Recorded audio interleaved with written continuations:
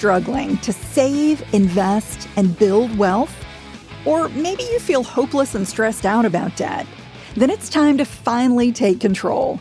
Check out my best-selling course, Get Out of Debt Fast, a proven plan for debt-free personal finances. It's an affordable and comprehensive online class that gives you a clear plan to eliminate credit cards, student loans, car loans, medical bills, mortgages, and any debt you have. Learn more at lauradadams.com. Hey everyone, and welcome back to Money Girl. Since 2008, I've been bringing you personal finance and small business tips every week to build your financial wisdom and wellness. My mission here is to help you make better money decisions and reach your financial dreams. I've written many books, including Money Smart Solopreneur, a personal finance system for freelancers, entrepreneurs, and side hustlers, which was an Amazon #1 new release. You can visit lauradadams.com to use my contact page and learn more about my work, books, and money courses. Also, I'd love you to subscribe to the podcast if you haven't done that already. You can do it on Apple Podcasts, Spotify, or wherever you listen, so you never miss a weekly episode. And one more thing before we get started, you can participate in the show by sending me your money questions or comments. I love hearing from you, and it's easy. All you have to do is call our voicemail line at 302-364-0308. All right. And speaking of questions, today's show was inspired by a question from Sabi, who says, I've been listening to your podcast for a year now and love the show. I'm wondering what happens if I max out a Roth IRA by contributing $6,500 this year and receive dividends, such as a quarterly payout of $20. Would my total contribution increase to $6,520, causing me to exceed the allowable limit? Thanks for your great question, Sabi. Retirement account rules can be confusing, especially for Roths. Plus, the rules typically change a little bit from year to year, so it's critical to stay on top of them. So in this show, I'm going to answer your question and cover 5 changes to Roth accounts starting in 2023 and beyond that everyone should know. So if you want to cut your taxes and save more for a secure future, stay with me to learn more about Roth-related retirement updates. At the end of 22, while the holidays were in full swing, there was sort of a quiet passage of the Secure Act 2.0.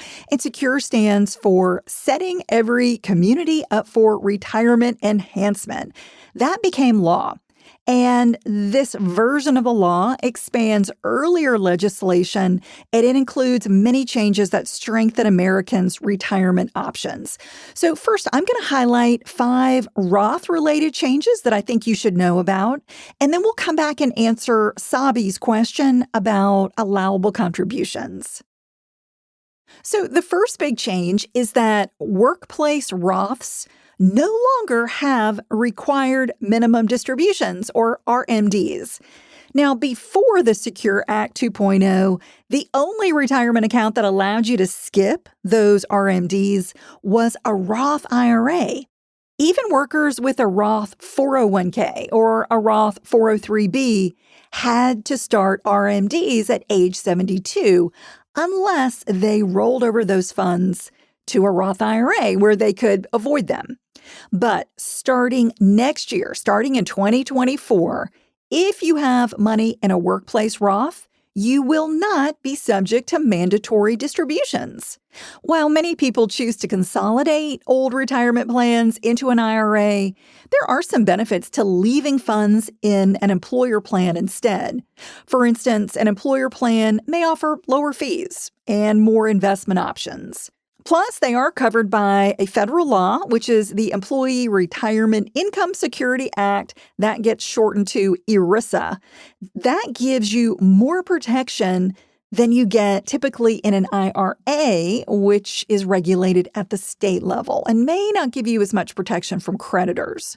And by the way, starting this year in 2023, the new legislation increased the age for traditional retirement account RMDs. It's going from 72 to 73.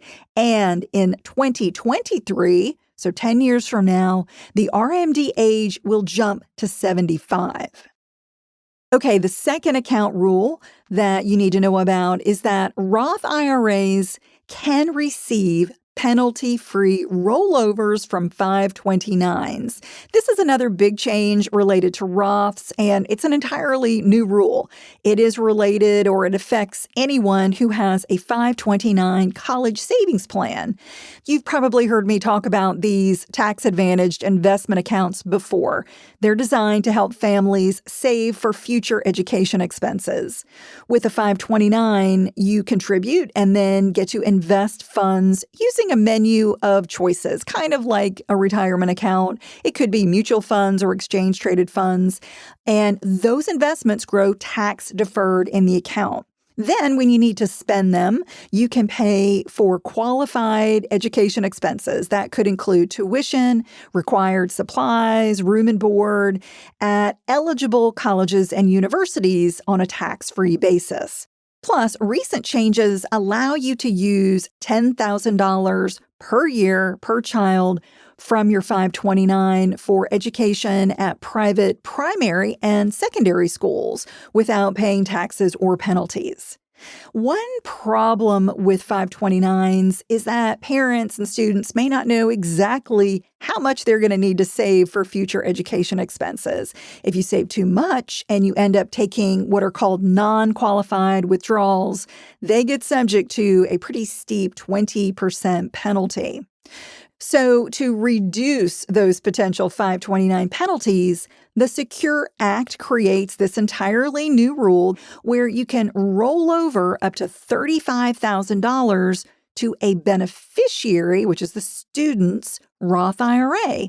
Now, that is within their entire lifetime, and you can do that with no taxes or penalties, but you still have to adhere to the annual IRA contribution limit, which goes up to the beneficiary's earned income for the year up to $6,500. That's the limit for 2023.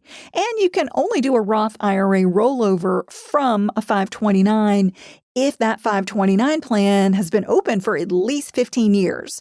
Also, contributions and earnings that were made or earned within the previous 5 years are not eligible for a rollover. So basically, this is encouraging people to own 529s over long periods of time. So if you're thinking about or you're ready to open a 529, it's good to go ahead and get started on it. All right, the third change to know is that employer contributions can go to a Roth account. So before the Secure Act, employer matching and any non-elective contributions, like any profit sharing that the employer put in your retirement plan on your behalf, had to be made on a pre-tax basis. So it had to be put in the traditional account in your retirement plan. Even if you had a Roth 401k, the employer would have to put any of their contributions in the traditional 401k part of your account. But effective immediately, employers may, but they're not required to, offer employees the option to treat some or all of the employer-paid funds as Roth contributions. But they do have to give those contributions immediate vesting. So if you leave the company, those matching funds have to be available to you to take right away. Now, remember that because you have to pay tax on Roth funds, they will get included in your annual gross income. So if you receive significant employer matching or significant profit-sharing contributions from an employer to your Roth retirement plan, you could be in for a pretty hefty surprise tax bill. Therefore, consider adjusting your withholding to pay more income tax throughout the year if you're going to opt to receive Roth funds from your employer. Number 4, catch-up contributions typically must go to a Roth account. The Secure Act also makes a big change to catch-up contributions for retirement plan participants. These are the contributions, like the extra contributions that participants over age 50 can make. For 2023, if you're over 50, you can make additional contributions of up to $7,500 to either your traditional or your Roth workplace account.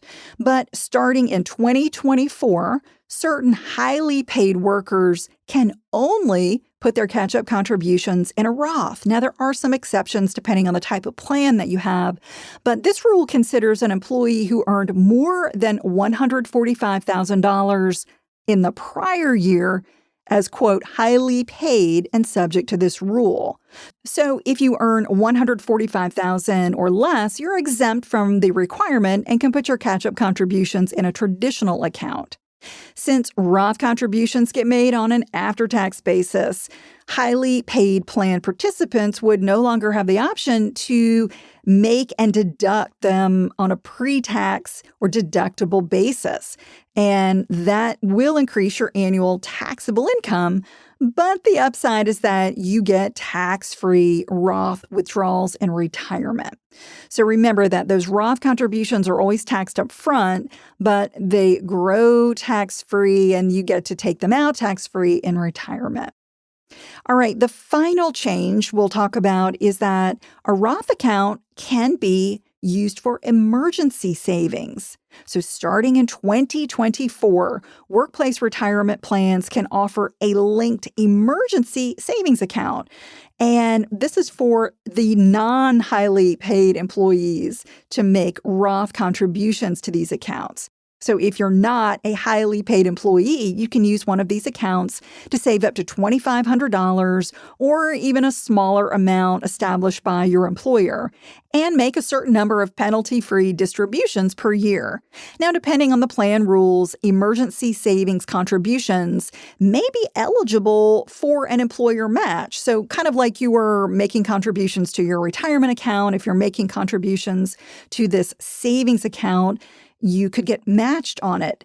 And if you leave your employer, those emergency savings can be transferred to your Roth retirement account in the plan or distributed as cash, kind of similar to, what happens to your retirement plan if you move on.